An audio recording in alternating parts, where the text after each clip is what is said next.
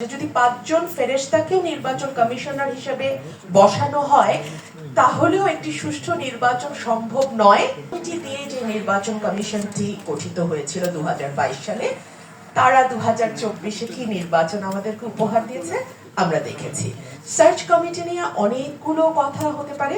আমরা একটা কথাই বলেছিলাম যে যদি ৫ জন ফেরেশতাকেও নির্বাচন কমিশনার হিসেবে বসানো হয় তাহলেও একটি সুষ্ঠু নির্বাচন সম্ভব নয় যদি না সরকার, দল এবং রাজনৈতিক কর্মী যারা আছেন তারা সুষ্ঠু নির্বাচন চান।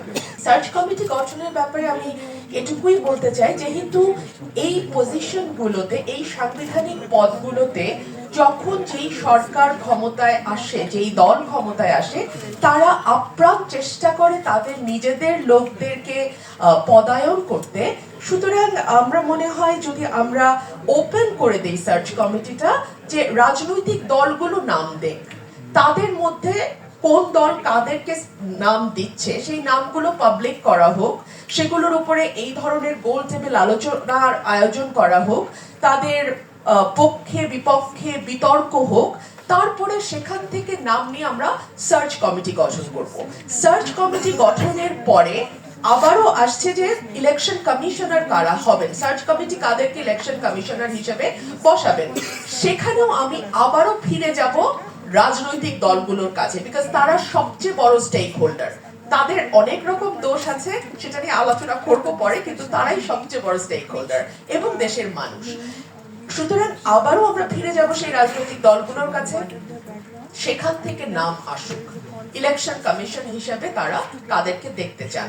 সেই নামগুলো বিএনপি কাদের নাম দিচ্ছে, আওয়ামী লীগ কাদের নাম দিচ্ছে, জামাত কাদের নাম দিচ্ছে, জাতীয় পার্টি কাদের নাম দিচ্ছে, অন্যান্য যে রাজনৈতিক দলগুলো আছে তারা কাদের নাম দিচ্ছে, একেবারেই পরিষ্কার, ট্রান্সপারেন্ট, স্বচ্ছ।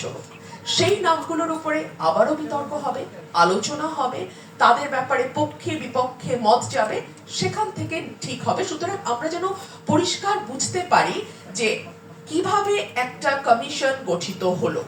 এখন পর্যন্ত কিন্তু আমরা অন্ধকারে, যখন নির্বাচন কমিশন আইনটি আসলো সেই সময় আমি সংসদে ছিলাম, অনেকগুলো কথা আমি আমার সংসদীয় স্ট্যান্ডিং কমিটিতে বলেছি, আমার ভাই শামীম হায়দার পাটোয়ারিও সেই সময় ছিলেন।